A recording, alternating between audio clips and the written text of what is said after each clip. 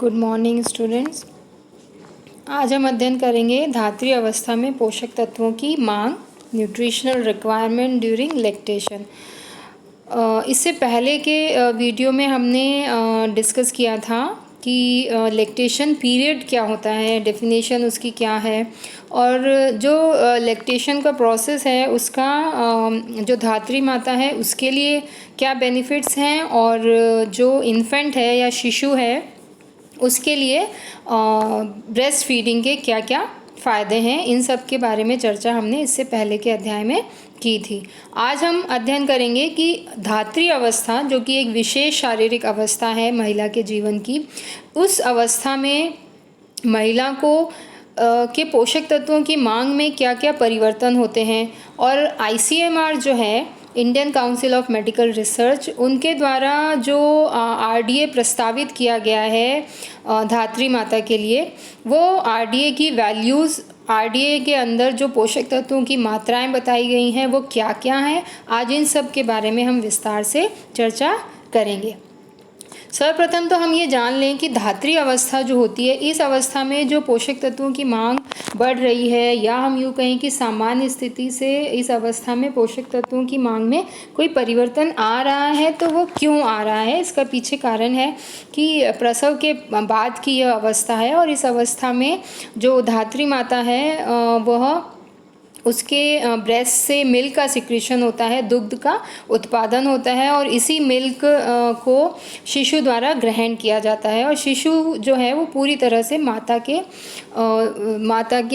दुग्ध पर ही निर्भर होता है। और प्रतिदिन का अगर WHO के हिसाब से प्रतिदिन जो मिल्क का सिक्रीशन है वह लैक्टेटिंग मदर द्वारा अप्रॉक्सीमेटली एक एवरेज वैल्यू अगर निकाली जाए तो 100 ml पर डे का सिक्रीशन होता है। तो इस प्रकार से अगर 100 ml मिल्क का सिक्रीशन होता है, और उसके अंदर जो जो भी पोषक तत्व हैं, मिल्क का जो कॉम्पोजिशन है, वो सारी की सारी चीज़ें मदर के ब्लड से होती हुई मिल्क में चली जाती हैं, और यह मिल्क फिर शिशु को प्रदान किया जाता है। तो इन सब कारणों से जो न्यूट्रिशनल रिक्वायरमेंट है उसमें परिवर्तन आता है, या आवश्यकताएं जो हैं वो बढ़ जाती हैं। तो हम एक एक पोषक तत्व को लेकर और उस पर हम चर्चा करेंगे। सर्वप्रथम हम चर्चा करते हैं कैलोरी मांग पर। तो जो कैलोरी मांग धात्री माता की बताई गई हैं, उसमें धात्री माता या धात्री अवस्था जो है पूरी, उसे मुख्य रूप से दो कैटेगरीज़ में या दो अवस्थाओं में बांट दिया गया है। एक तो 0 से लेके 6 माह तक की अवस्था है, और दूसरी अवस्था जो है वो 6 माह से लेके 12 माह तक की अवस्था है।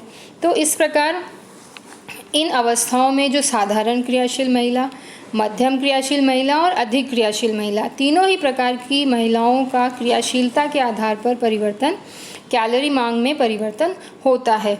और अगर हम ये कहें कि एक सामान्य स्त्री में और धात्री माता के दोनों के बीच में अगर पोषक तत्वों की मांग का एक डिफरेंस देखा जाए, तो वह डिफरेंस हमने स्लाइड में नहीं लिखा है, बट जो 0 से 6 माह तक की अवस्था है, उस अवस्था में सामान्य महिला की अपेक्षा धात्री माता को लगभग 600 किलो कैलोरी अतिरिक्त ऊर्जा की आवश्यकता होती है, और वहीं 6 से 12 माह की अवस्था में 520 किलो कैलोरी अतिरिक्त ऊर्जा की आवश्यकता होती है।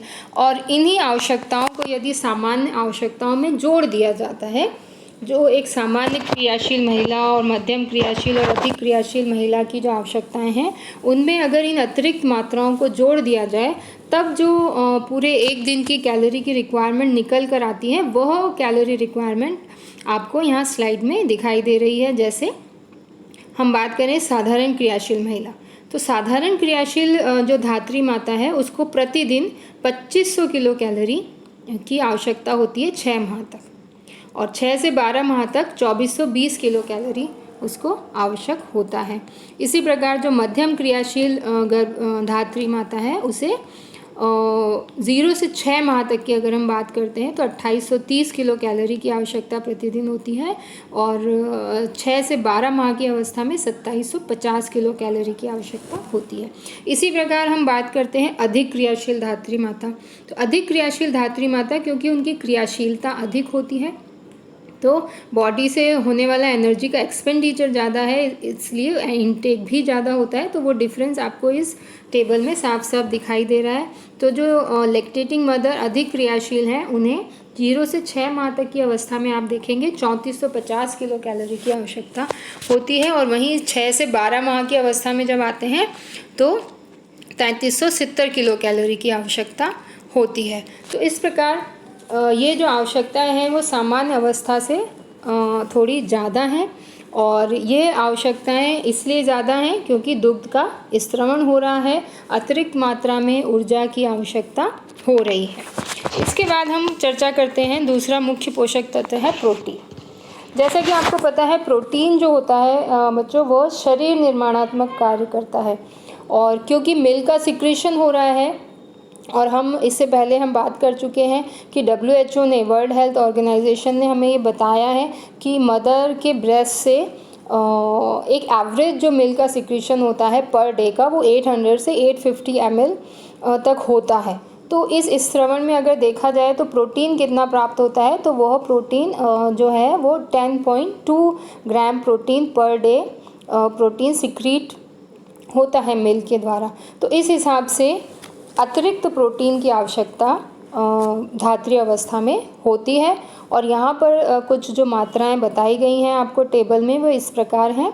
जो साधारण क्रियाशील धात्री माता है उसे 6 माह तक 77.9 ग्राम प्रोटीन की आवश्यकता है प्रतिदिन, वहीं 6 से 12 माह में 70.2 ग्राम प्रोटीन की आवश्यकता है। उसी प्रकार मध्यम क्रियाशील धात्री माता की अगर हम बात करते हैं तो उसे भी 77.9 ग्राम प्रोटीन प्रतिदिन, और 6 से 12 माह तक की अवस्था के लिए 70.2 ग्राम प्रोटीन की आवश्यकता होती है। वहीं अधिक क्रियाशील महिला को भी उसी मात्रा में प्रोटीन की आवश्यकता होती है। अब हम यहाँ चर्चा करते हैं कि 6 माह के भीतर प्रोटीन की आवश्यकता ज़्यादा होती है। इसके विपरीत 6 से 12 माह में प्रोटीन की जो मात्रा, प्रोटीन की जो आवश्यकता है वो 7.7 का डिफरेंस दिखाई दे रहा है इस टेबल में। तो ये जो अंतर आया है ये इस कारण आया है कि 6 माह तक मदर के द्वारा एक्सक्लूसिव ब्रेस्ट फीडिंग कराई जानी चाहिए। तो माता जो है वो ब्रेस्ट फीडिंग कराती भी हैं, और जो शिशु है वो पूर्ण रूप से माता के ब्रेस्ट फीड पर ही निर्भर करता है। तो क्योंकि मिल्क सिक्रीशन ज़्यादा हो रहा है इसी वजह से प्रोटीन की जो आवश्यकता है वो 6 माह तक ज़्यादा होती है, और उसके बाद प्रोटीन की आवश्यकता कम हो जाती है, और 6 माह के बाद शिशु को थोड़ा सप्लीमेंट्री फूड ऊपर से दिया जाने लग जाता है, लिक्विड फॉर्म में, सेमी सॉलिड फॉर्म में। इसके बाद हम चर्चा करते हैं पोषक तत्व वसा की। तो वसा जो है वह बहुत अधिक मात्रा में नहीं दी जानी चाहिए, क्योंकि जो वसा है उसकी वजह से शारीरिक भार में वृद्धि हो सकती है। तो वसा की जो मात्राएं बताई गई हैं ICMR द्वारा वे साधारण क्रियाशील धात्री माता, मध्यम क्रियाशील धात्री माता और अधिक क्रियाशील धात्री माता, तीनों के लिए ही सेम मात्राएं रखी गई हैं। 30 ग्राम वसा प्रतिदिन दिया जाना आवश्यक होता है। इससे अधिक मात्रा में वसा की आवश्यकता नहीं होती है, यह पर्याप्त है। इसके पश्चात हम चर्चा करते हैं कैल्शियम। कैल्शियम जो है ये एक बहुत ही महत्वपूर्ण पोषक तत्व है धात्री माता के लिए। क्यों? क्योंकि जो लैक्टेटिंग मदर है वह ब्रेस्ट फीड करा रही है शिशु को, तो मिल्क सिक्रीशन हो रहा है, और मिल्क में कैल्शियम जो है एक इम्पॉर्टेंट कंपोनेंट होता है। जैसा कि आपने इससे विगत कक्षाओं में जब भोज्य पदार्थ, भोज्य समूह और उनका कॉम्पोजिशन, उसके स्रोत के बारे में पढ़ा है, तो हमने ये भी जाना था कि जो दूध होता है वो कैल्शियम का एक बहुत अच्छा स्रोत होता है। तो जो धात्री माता को इस समय 1200 मिलीग्राम कैल्शियम प्रतिदिन चाहिए होता है, और इसी को अगर हम तुलना करते हैं सामान्य महिला से, तो सामान्य महिला को प्रतिदिन 600 मिलीग्राम कैल्शियम की आवश्यकता होती है। तो इसका मतलब है कि धात्री अवस्था में कैल्शियम की जो रिक्वायरमेंट है वो जस्ट डबल हो जाती है।